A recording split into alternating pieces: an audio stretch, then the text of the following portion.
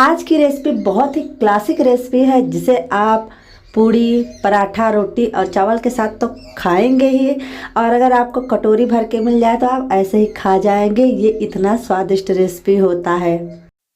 वैसे तो आप इसको कभी भी बना के खा सकते हैं, लेकिन ये कुछ खास मौके पर ज़रूर से बनाया जाता है। जैसे कि हमारे यूपी में जब भी कोहड़ौरी डाला जाता है तो उस दिन ये इनहर, ये उड़द दाल की कढ़ी ज़रूर से बनाई जाती है।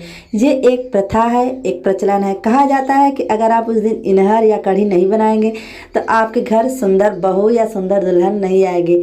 तो जो यूपी के हैं उन्हें तो ये प्रथा, ये प्रचलन पता ही होगा।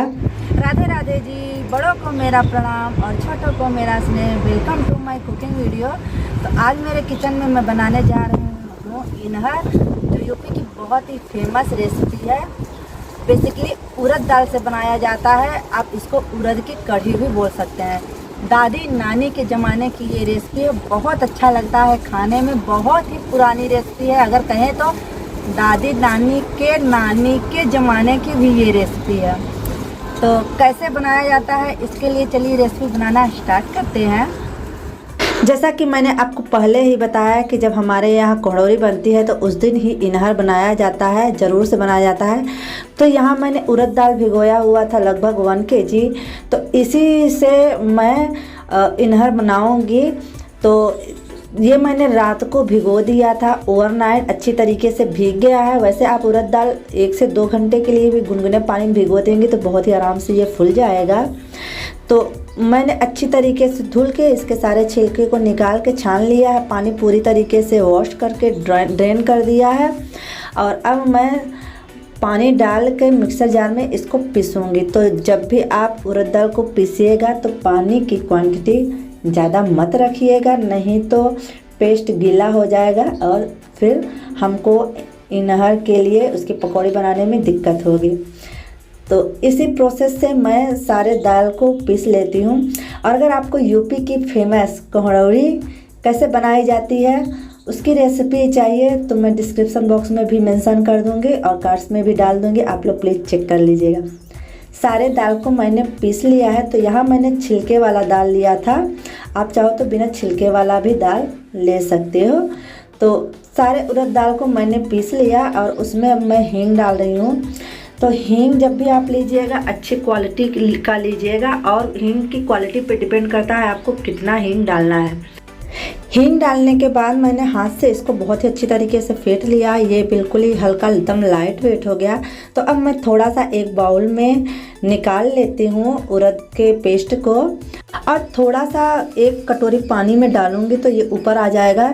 तो आपका पेस्ट बिल्कुल ही बन के रेडी हो गया। तो मैंने थोड़ा सा बाउल में निकाला था। अब उसमें मैं डाल रही हूँ कटी हरी धनिया पत्ती, कटे लाल मिर्च, आप हरा मिर्च का भी यूज कर सकते हो, स्वाद अनुसार आप रखिएगा।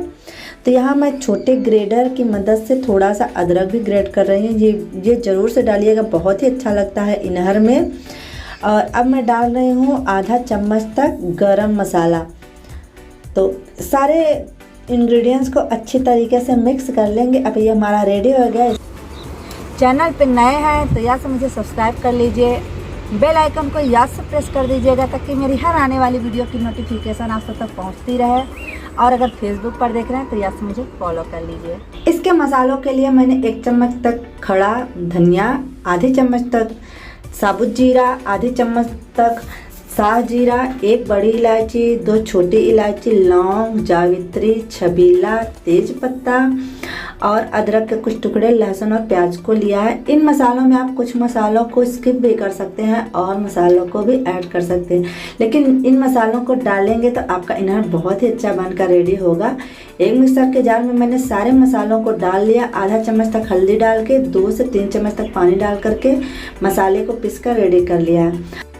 जिस मिक्सर जार में हमने उड़द दाल को पीसा था उसमें मैंने 1 गिलास तक पानी डालकर एक्स्ट्रा जो उसमें उड़द दाल लगे हुए थे तो उसको वॉश करके इस बाउल में साइड में कर लिया है। ये बहुत ही ज़रूरी है।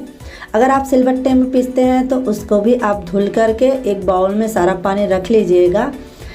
तो अब हम गैस जलाएंगे, कढ़ाई रखेंगे और उसमें मैंने सरसों का तेल डाला है। 1 कटोरी में पानी ले लिया है और जो हमने उड़द दाल का मिक्सचर रेडी किया था पेस्ट, तो उससे पकौड़ी बनाएंगे। तो जनरली इसी तरीके से लंबे अंडाकार आकार में इसकी पकौड़ी बनाकर रेडी किया जाता है। आप अपना पसंदीदा कोई सा भी पकौड़ी का शेप दे सकते हैं। तो लो टू मीडियम फ्लेम पर हम इसको फ्राई करेंगे। तो हमारे यूपी में जब इनहर की पकौड़ी बनाई जाती है तो इस तरीके से अंगुलियों का निशान ज़रूर से बनाया जाता है। ये बहुत ही शुभ माना जाता है। वैसे तो इसकी पकौड़ी आप फ्राई करके भी बना सकते हैं और जगह पर बिना फ्राई करके भी इनहर बनाया जाता है। तो मैं आगे आपको वो भी मेथड बताऊंगी कि वो कैसे बनाया जाता है।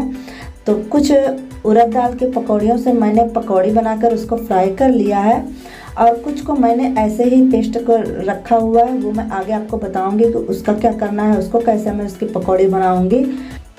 अगर आप उड़द के पकौड़ी को फ्राई करके कढ़ी बनाएंगे तो आपका इनहर लबलबा लिसलिसापन में तैयार नहीं होगा, और अगर बिना फ्राई करके आप बनाएंगे तो थोड़ा सा लिसलिसा लबलबापन आ जाता है।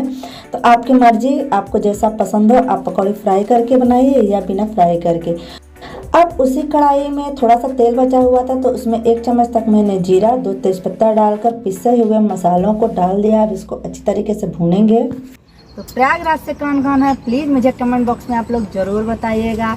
और आप लोग ये मेरी वीडियो कहाँ से देख रहे हैं वो भी मुझे कमेंट बॉक्स में ज़रूर बताइएगा। इससे मुझे खुशी होगी और मुझे पता चलेगा कि ये मेरी वीडियो कहाँ कहाँ तक पहुँचती है।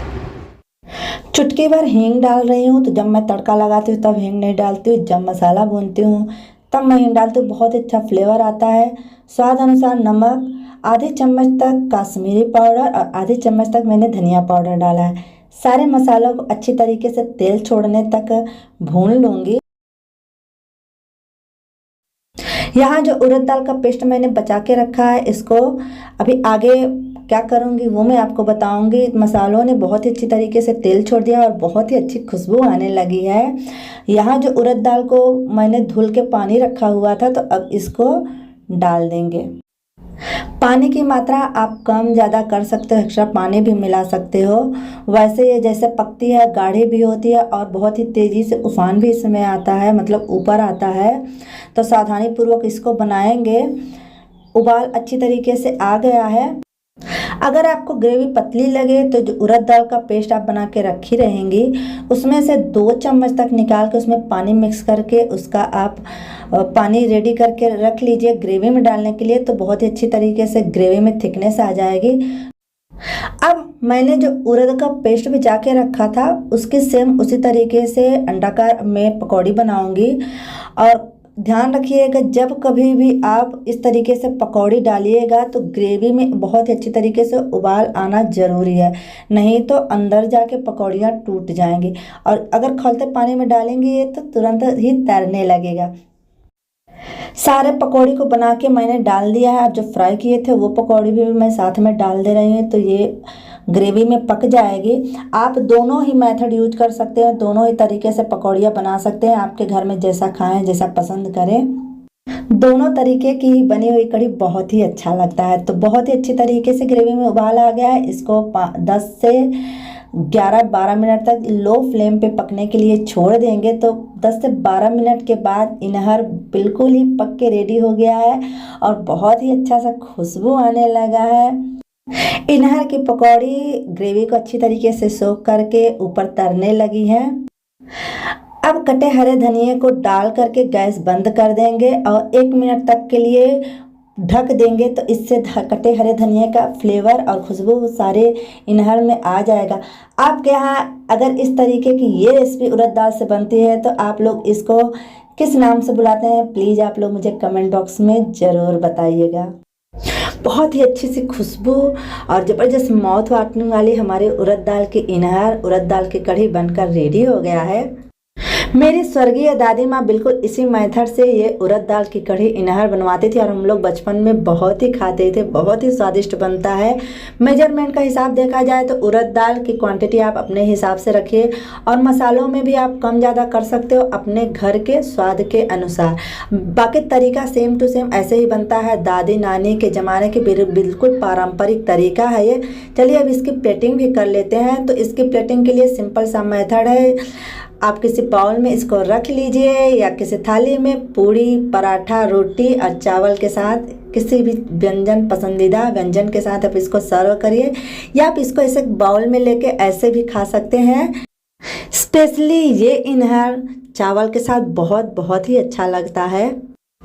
उड़द दाल की तासीर गर्म होती है, बादी होती है, तो हींग और अदरक को आप ज़रूर डालिएगा, इससे ये पेट में हल्कापन लाता है। अक्सर ये जनवरी, फरवरी और मार्च के महीने में बनाया जाता है। ये शरीर को गर्म रखता है। वैसे आप किसी भी मौसम में बना के खा सकते हो। जैसा कि मैंने आपको पहले बताया कि जब हमारे यूपी में कोहड़ौरी बनती है तो उस दिन ये ज़रूर से उड़द दाल की कढ़ी इनहर बनाया जाता है। ये प्रथा है और बहुत ही शुभ माना जाता है। तो आप लोग इस तरीके से उड़द दाल की कढ़ी इनहर को बनाइए, खाइए और अपने अनुभव मेरे साथ फीडबैक में ज़रूर शेयर करिएगा। दोस्तों के साथ इसको ज़रूर शेयर करिएगा ताकि यूपी का जो ये ट्रेडिशनल डिश है अन्य देशों में, प्रदेशों में भी यहाँ के खान पान को लोग जाने। अब इतना मेहनत करके इनहर को मैंने बनाया है तो चलिए टेस्ट करके भी बताया जाए कि इनहर कैसा बन के तैयार हुआ है। अगर आपको ये यूपी की ट्रेडिशनल डिश पसंद आई तो इसको दोस्तों के साथ ज़रूर शेयर करिएगा। प्यारे से कमेंट और सब्सक्राइब करना बिल्कुल भी मत भूलिएगा। सच में दोस्तों बहुत ही टेस्टी, बहुत ही स्वादिष्ट बनकर ये तैयार हुआ था। बचपन की याद आ गई। चलिए मिलते हैं हम नेक्स्ट वीडियो में। राधे राधे।